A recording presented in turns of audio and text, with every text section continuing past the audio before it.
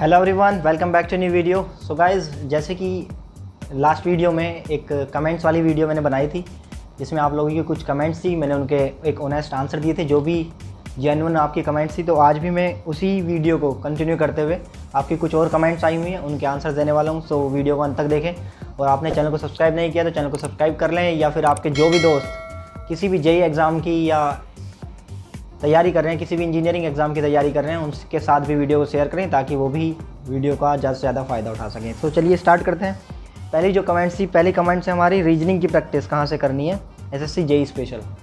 तो भाई ऐसा है कि रीजनिंग की अगर मैं बात करूँ तो रीजनिंग किसी भी एसएससी एग्जामिनेशन की, चाहे वो एसएससी जेईई हो, एसएससी सीजीएल हो, सीएचएसएल हो, सभी की तैयारी के लिए आपको कोई भी एक सोर्स ले लेना है, कोई भी एक स्टैंडर्ड सोर्स लेना है। या तो आप आर.एस. अग्रवाल की बुक से रीजनिंग के कंसेप्ट कर सकते हो, या फिर मैं प्रेफर करता हूँ राकेश यादव पब्लिकेशन की रीजनिंग की बुक, वो आप वहाँ से कंसेप्ट क्लियर कर लें।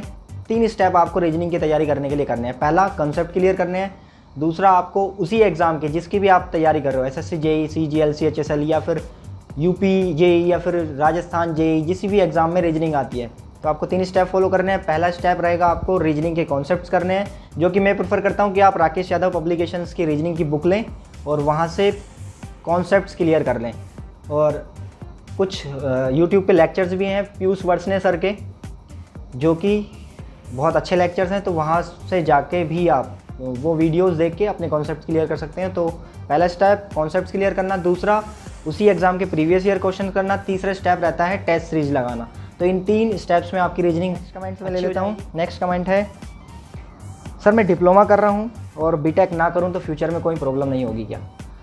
जिन भी हमारे एग्ज़ामिनेशन में जो भी, जैसे एसएससी की अगर मैं बात करूं तो एसएससी में ऐसा है कि सभी के लिए मिनिमम एलिजिबिलिटी क्राइटेरिया आपका रहता है डिप्लोमा। एमईएस और बीआरओ में अगर आपने डिप्लोमा किया है तो आपको 2 साल का एक्सपीरियंस भी चाहिए, लेकिन बीटेक वालों को कोई एक्सपीरियंस नहीं चाहिए होता है। तो मैं बात कर लेता हूँ सीपीडब्ल्यूडी में। तो सीपीडब्ल्यूडी में आपने डिप्लोमा कर रखा हो या बीटेक कर रखा हो, आपका प्रमोशन जो है वो आपकी सर्विस के एक्सपीरियंस के बेसिस पे होता है सीपीडब्ल्यूडी में।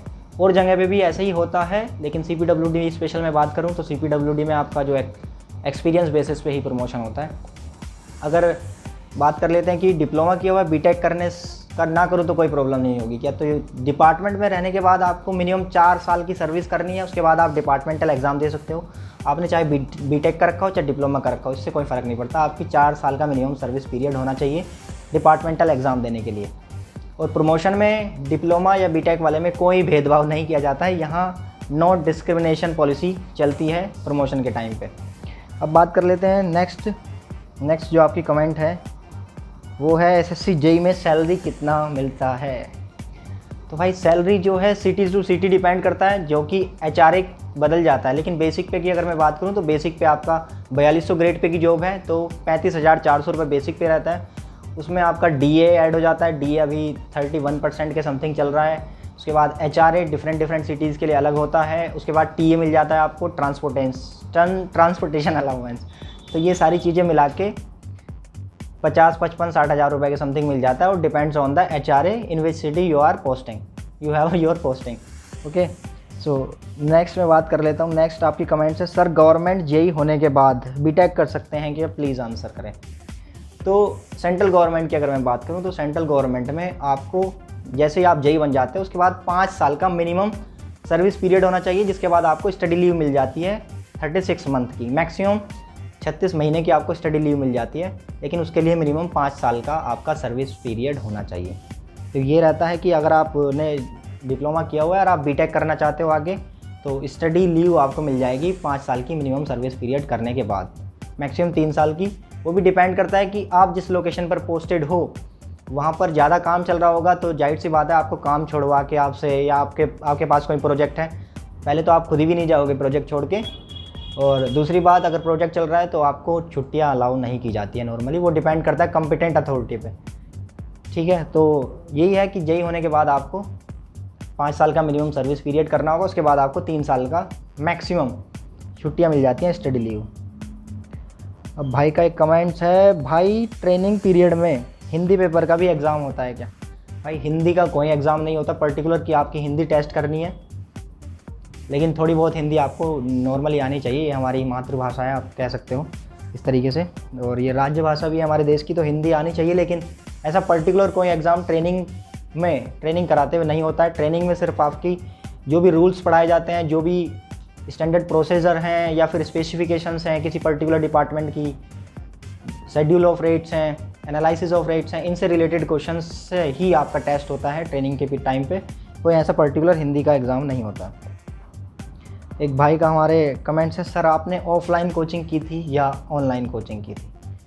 भाई कोचिंग ऑफलाइन है या ऑनलाइन है ये मैटर नहीं करता है। आपके पास कंटेंट होना चाहिए, आपका जो स्टडी मटेरियल है वो स्ट्रॉन्ग होना चाहिए, आपके कॉन्सेप्ट जो भी आपने पढ़ा हुआ है वो अच्छे होने चाहिए। सो आप ऑनलाइन कोचिंग ले या ऑफलाइन कोचिंग ले, आपके कॉन्सेप्ट्स क्लियर होने चाहिए, आपका सिलेबस कम्प्लीटली कवर्ड होना चाहिए, आपने अच्छे से पढ़ाई की होनी चाहिए अपने एग्ज़ाम के लिए। जो भी आपका पर्टिकुलर एग्ज़ाम है उसका जो भी सिलेबस है उनके कॉन्सेप्ट्स आपके अच्छे से क्लियर होने चाहिए। अब बात कर लेते हैं, सर मैकेनिकल वालों की तो काफ़ी कम सीटें होती हैं एसएससी जेई में। तो हाँ, एसएससी जेई में मैकेनिकल की कम सीटें हैं, लेकिन आप मेहनत करो तो पॉसिबिलिटीज़ हैं कि आपके सिलेक्शन हो जाएगा। क्या मैकेनिकल वाले सीपीडब्ल्यूडी में पोस्टिंग पा सकते हैं सर? बिल्कुल, मैकेनिकल वाले स्टूडेंट्स भी हमारे साथ जो भी ट्रेनिंग कर रहे हैं, हालांकि कम स्टूडेंट्स रहते हैं मैकेनिकल के, मैक्सिमम स्टूडेंट रहते हैं सिविल के, फिर उसके बाद होते हैं इलेक्ट्रिकल, देन मैकेनिकल। तो मैकेनिकल की कम वैकेंसीज़ हैं सीपीडब्ल्यूडी में, लेकिन आप मेहनत करो। अगर एक वैकेंसी भी है तो आपको एक ही चाहिए सिलेक्शन के लिए, डिपार्टमेंट में घुसने के लिए। ओके, तो मैकेनिकल के भी सीपीडब्ल्यूडी में सिलेक्शन होता है, ऐसे डरने की कोई बात नहीं है, वैकेंसीज़ कम है, लेकिन keep studying, keep motivating yourself. So ये कुछ कमेंट्स थी, जेन्युइन कमेंट्स, जिनका मुझे आंसर देना था आपका, जो कि आप लोग बहुत कमेंट्स कर रहे थे। तो ऐसे ही आप लोग कमेंट्स करते रहिए, ज़्यादा से ज़्यादा कमेंट्स कीजिए और अपने फ्रेंड्स के साथ भी शेयर कीजिए जो भी तैयारी कर रहे हैं या जो भी तैयारी करने की सोच रहे हैं, जिन्हें भी गाइडेंस चाहिए। इस तरीके की वीडियोज़ मैं आपके लिए लाता रहूँगा जल्दी से जल्दी।